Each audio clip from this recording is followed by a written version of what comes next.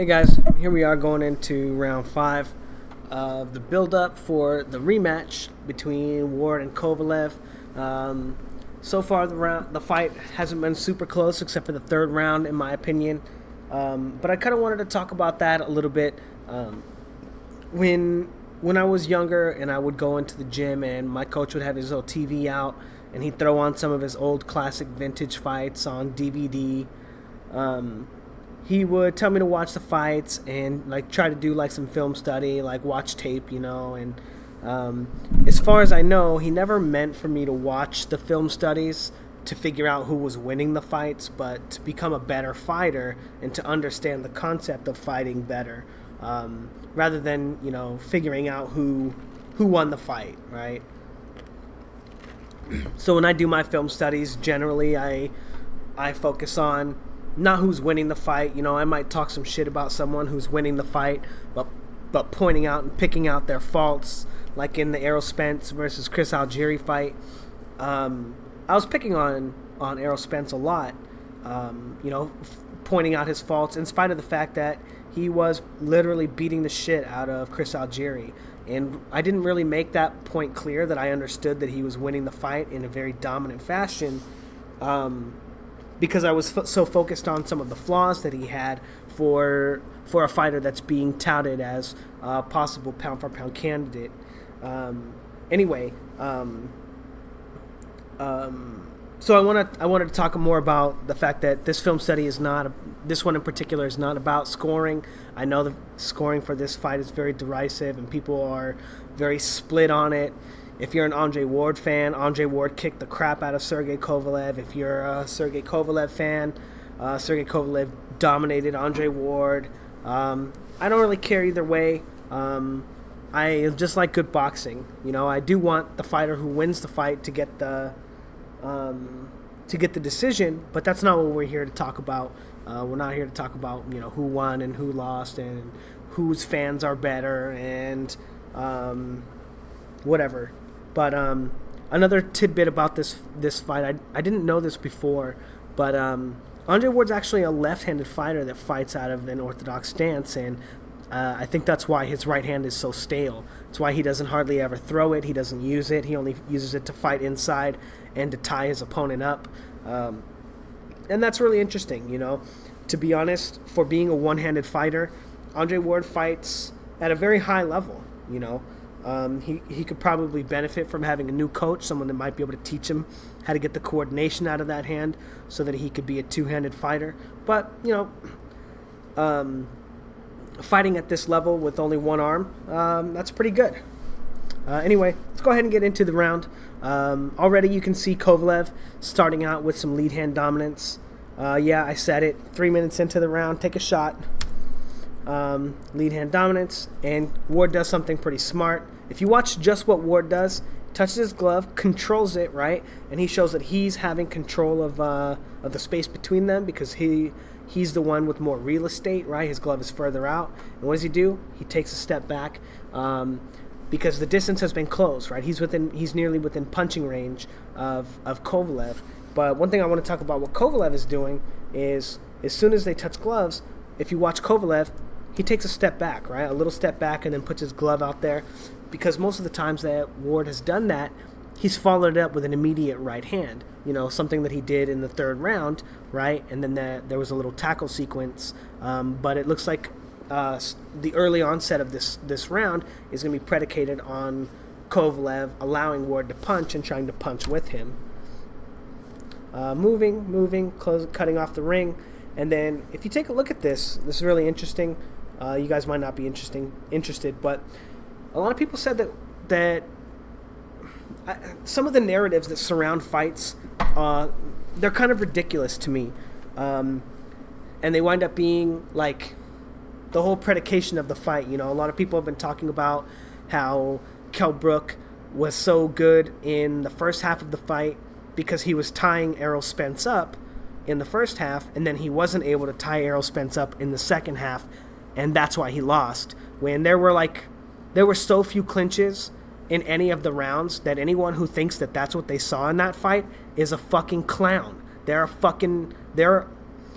something wrong with them. they want to equate Kell Brook's ability to win fights based on the clinch, so they say that must be what he did to stop Errol Spence from being successful early in the fight. And a lot of those narratives get pushed because some of the commentary that goes on during the fights, it's not easy to do commentary, and people wind up, sometimes they say something stupid and then they just run with it, and then they look for confirmation bias, so that they realize, once they realize what they said was dumb, that it might have actually been plausible, right? So they're searching for confirmation bias throughout the course of the fight. And one of those things was that Sergey Kovalev doesn't know how to cut off the ring, and he wasn't able to do that against Andre Ward. And that's not true at all. He cuts the ring off like so many times during each round. He just doesn't always wind up getting the best work done when he does. He's got to worry about Andre Ward tying him up and getting his head under his jab, and Andre Ward has a lot of I want to say he's crafty, right? It's difficult to pin him down, but also Kovalev kind of disappeared with his lead hand dominance, and allowed Ward to take advantage of the undictated space between them. So anyway, here you've got Kovalev hopping forward, about to cut off the ring, right? He's very close to it. As he's taking that angle, but Ward actually does beat him to the line, is able to get away, and in that instance, showing that he knows how to cut off the ring. It just didn't work in that specific situation. As you see, Ward starts moving a little faster than he was here, right, walking and now hopping, like side straddle hopping, and gets away. But what happens just literally 2 seconds later?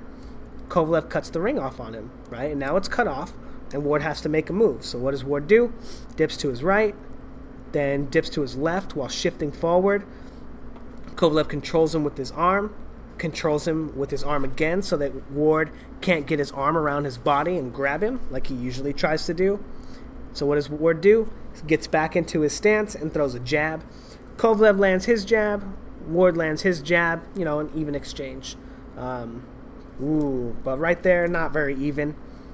Ward sells out with his jab, gets caught with the jab from Kovalev, and Kovalev creates space, right? Using that really good footwork that he has, but for some reason he hasn't been showing in the first couple rounds, right? Creates space, controls Ward's head, and, kinda, sorta lands a right hand right there. Like, it looks pretty clean from this frame, right? But if you watch it again, it doesn't look like it's super clean. Like, it might be on the back of his head or on his neck. Like, I don't know. But that second body shot, that second punch, not very clean at all. Obviously, it's on Ward's back. But, they're in motion. It's not like a purposeful foul. Anyway, some feinting again. Kovalev not controlling the distance, right? And it's very, very important to control the distance. And eventually, when Ward stops, and this is interesting, right? Ward gets in the corner, and he's not in the corner, right? He's not. The ring isn't even cut off from him. He could still continue to move to his side, but because he stops and plants himself, Kovalev thinks that something's going to happen, and I think he catches him with a jab right there. Boom, yeah. And this is really interesting. Like, look at the way, let's focus on Andre Ward's jab right here. So he gets caught with that jab, and then look at his jab. How it goes all the way up like that, and then slams down onto Kovalev's back, right, on his shoulder, and then he instantly puts him into a headlock. Now, one of the narratives of this fight, aside from the fact that everyone said Kovalev doesn't know how to cut off the ring, was that Kovalev spent the whole fight putting Andre Ward in headlocks, and I understand how easy it is to misinterpret that, because you see Ward slip a punch, and then after you see that punch, you see Kovalev putting Ward in or you see Kovalev having Ward in a headlock, right? But look at the technique on this one, and look at how absolutely blatant this one is, and everyone assumes that this is exactly what Kovalev was doing to Ward all round, right, or all fight. A fake jab comes up and then puts him in a headlock, right? In just a few seconds, we're going to get to see what really happened in most of the exchanges between Ward and Kovalev. So here he is. He's feints a little bit, comes in with the jab. You know, because Ward doesn't fall for the feint, he's able to parry this jab, and Kovalev gives him that very patented hop forward, right, that he does on his probing jabs. Goes to slip what might have been a right hand, which could have been a right hand, but after he parries the jab, Ward comes up and puts his own head under Kovalev's arm. Like, is there any other way that you can interpret this? Like, is there any way that anyone else can interpret this, right? I don't think so. Ward is putting his head underneath Kovalev's arm. It just happens in this instance that Kovalev didn't get his arm onto Ward's neck, right, and hold him, so Andre Ward's able to kind of get out underneath him, you know, and also Ward doesn't grab him with his right hand to the body. But this is exactly what Ward has been doing all fight. It's just that Ward hasn't crowded him this much and been able to get this far under his jab in each of the situations, because usually Kovalev is able to control him a little bit with his forearm first and then go straight from forearm control to the headlock, right, rather than letting him all the way under the jab and to kind of land a body shot right there. But anyone who sees that, I challenge anyone who sees that playing out any differently to let me know in the comments so that I can just straight up ban you from my channel, because there's no way that you can see that any differently. Anyway, I'm not really probably going to ban you from my channel, but please don't argue with that. It's so blatant. Anyway, no one controlling the space right here. Ward gives him like kind of a little feint, and again, I think he lands that right hand. Looks pretty clean. Again, Kovalev is looking to punch with Ward and counter him, right? Remember in the first instance where he used lead hand control, and then as soon as Ward started leading, he waited for him to lead. So he lets him lead with the right hand and then tries to catch him with the left hook. And then I think Kovalev gets hit with that left hook too. I'm not super sure. It's not the clearest, right? But he does miss his counter, and then it looks like he eats that counter too. But not hard punches. But what would be considered power punches regardless. Anyway, moving on. Again, not controlling the distance between them. Really getting the sense that for some reason Kovalev is waiting for Andre Ward to punch, right? So, but this is really interesting. This is really clever. You know, even though Kovalev is waiting for Ward to punch, he's still, you know, there's still some other interesting things that happen. So, right here you've got, let's go back again so you can watch it real time. Look at the direction that Kovalev was coming, right? And now he cuts the ring off, right? It doesn't look super cut off because he's not on the edge, right? But the way that the distance works out between them, Kovalev gets in range to throw a punch, and Ward has to respect it, right? Remember I talked to you guys about paying the piper, right? When you're out of position, the ring is basically cut off, and Ward is in position to be hit with a right hand, so he has to respect the feint, right? So he puts his arms up. Then Kovalev gives him another feint, right? And Ward ducks down. But because Kovalev is actually waiting for Ward to punch in this round, and he's not the one trying to lead, he doesn't actually throw a punch here. And he actually thinks that Ward's going to throw a right hand, right? And it puts himself out of position, and Ward capitalizes on the mistake. You know, a really interesting little, you know, exchange. And a lot of people kind of talk about and this is a really interesting segue too, and even though I'm 15 fucking minutes into this, and only a minute and a half into the round, I kind of want to take a break about it. But someone was saying in the comments that sometimes what goes on between the two fighters is just reactions, and you don't have to break everything down, and this and that. And while that's true, it is true that they are reactions. The reason that they react in the ways that they do is because they have experience, and they have been on the receiving end of not being in the better position, of not being in the position where they're able to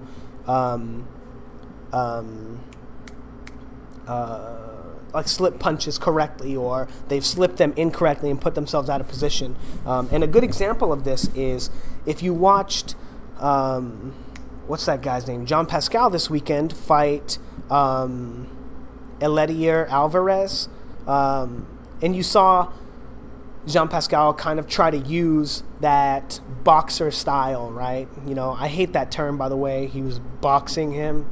You know, they're all boxers. All of them are boxers. Every single one of them. No matter if you're punching your opponent in the head with gloves on, you're boxing. But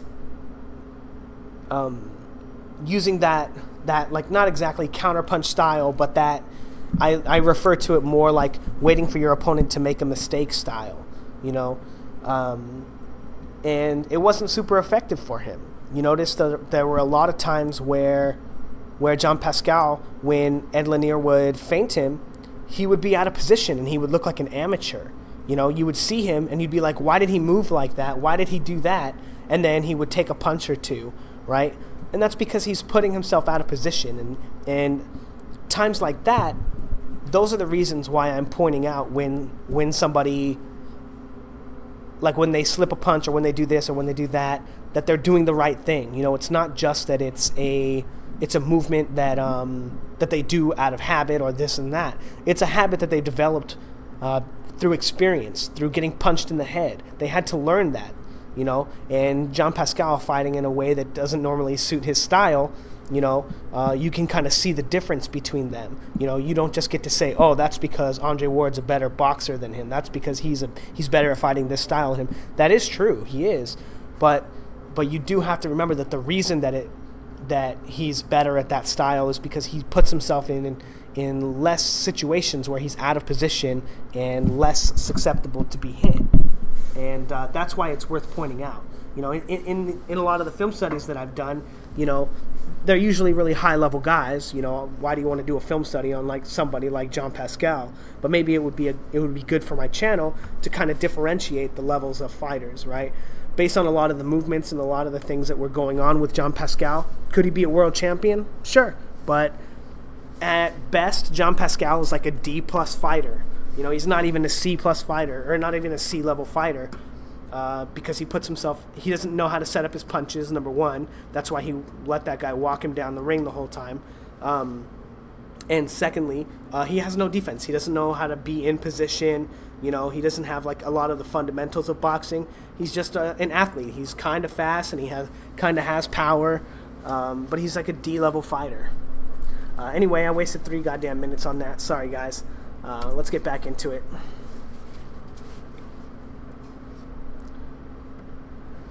Closing the distance, landing some jabs. Still not really using lead hand dominance. Gives him the cross, but if you notice, it's not a real punch, right? Kind of feinting or kind of probing, hoping Andre Ward makes a mistake. Oh man.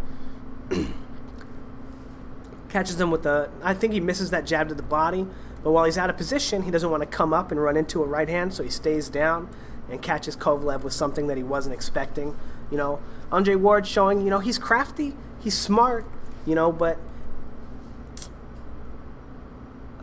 I don't know.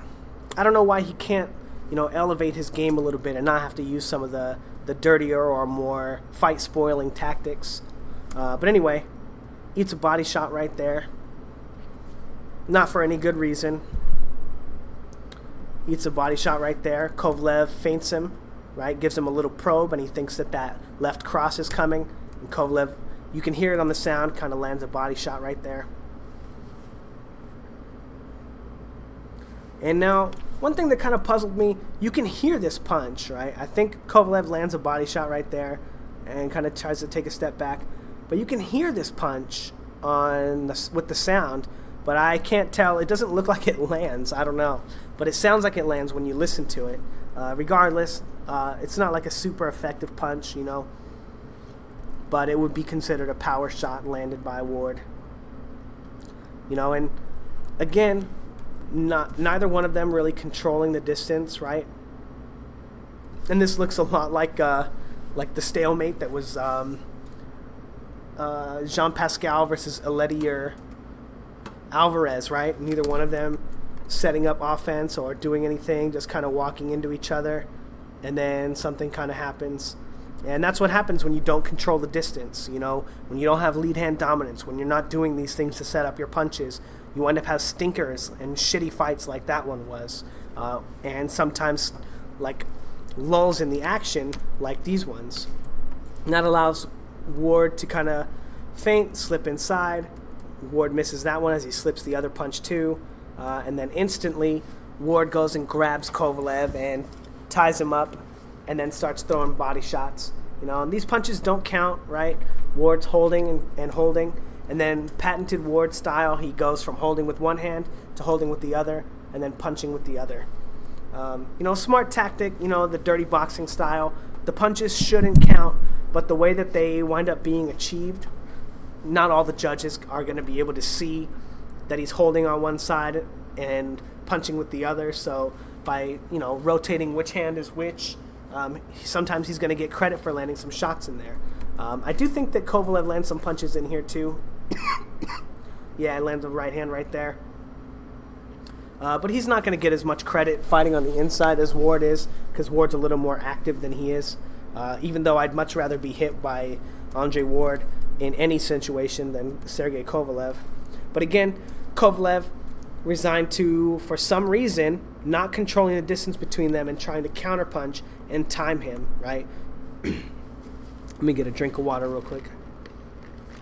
Again, you know, beautiful timing, right? That's something that Kovalev definitely has. He has great timing, but just barely misses that shot, and then kind of, you know, misses the other one too. I don't know if it lands.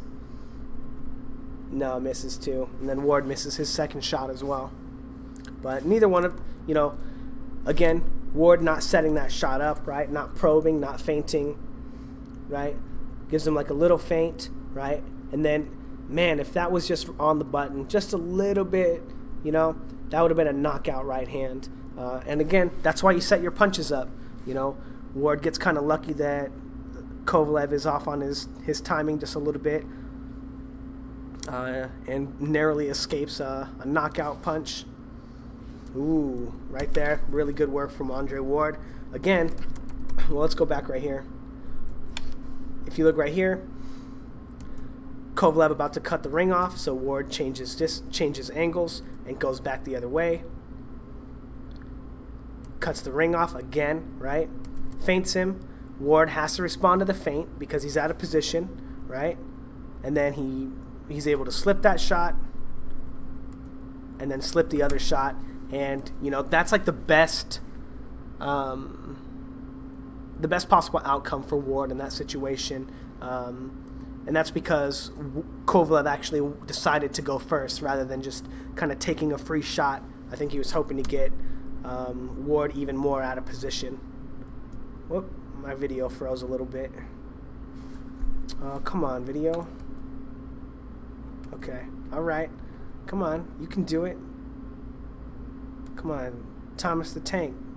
Show me what's up. All right. Oh, come the fuck on, man. All right. Ward not so lucky in that particular instance.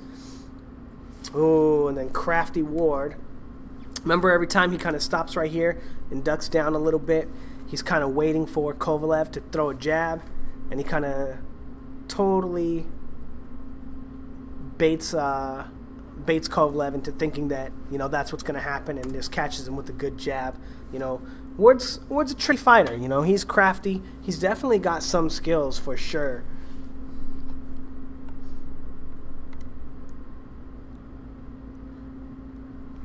I think Ward lands his jab right there. Kovalev's head definitely moves, but it looks like it was kind of with the thumb. But it's really weird that, you know, Ward, after throwing that punch, you know, leaves his arm out there on Kovalev's chest, you know. Not the greatest way to control your opponent, right? Because he's open for, like, the left hook, you know, that, you know, for some reason. Does Kovalev even throw it? No, he throws a jab, like that cross kind of thing. But very dangerous position for him to be in. And then after, he eats a body shot, and then probably a pretty good body shot on that second one, and brings his hands down. to try to mitigate that damage. But I want to talk about these body shots, right? You know, because Ward was holding him first, you know, and kind of tangled up with him, I think that those body shots are probably fine. Ooh, very good. Feints him. Barely misses that right to the body, but that could have been considered a probe, right? And because he's coming in with this like leaping cross thing, but Ward catches him with a great shot right there. You know, I know I say great shot, it might not be, it's probably a slapping shot, but that's not the point. He times it well, even though it's not a hard shot. You know, if he knew how to throw a punch, it might be different, right? But catches him with his cross anyway. Ooh, Ward catching him with the jab. And I think they actually both catch each other with jabs. Boom. Yeah, you can see Kovalev's head move. But check this out. This is really clever from Kovalev. Look at his glove is down right here, right? And he kind of brings it up like he's going to feint. And it kind of makes... because he doesn't just throw his jab from down there, from that wasted position. He's able to, like, sneakily land that jab right there. Just really interesting. Anyway, that's about the end of the round. Now, another close round, and oops. One thing that you notice, for some reason in this round, Ward is not exactly following him around. He's still cutting the ring off, but for the most part, he's waiting for Ward in this round to initiate the fight, right? To counterpunch him and try to time him with shots. You know, he's got the power to knock him out with a good shot, but just not able to get the timing down right. You know, maybe in the next round he'll start landing some. We'll have to see. But again, you know, similar fashion to the third round. You know, a much closer round than they probably need to be,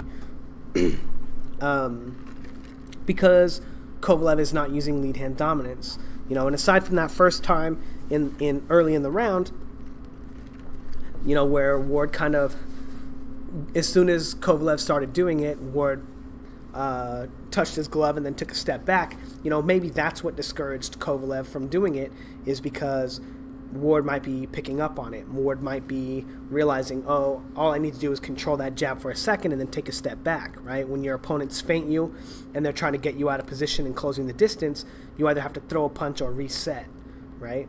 So maybe that's his way of resetting, you know, getting control of that distance and then resetting and making Kovalev re-fight for it. But because he wants to counterpunch him, Kovalev is not utilizing the lead hand control so that he can get Andre Ward to open up more and catch him with some shots. And that probably being the game plan because of the fact that Ward doesn't really probe and doesn't really set his punches up super well. He kind of explodes out of them, putting himself in danger, just like he did in the fourth round when he caught him with those right hands. But anyway, let me know what you guys think about the round. Like, comment, and subscribe. Thanks, guys.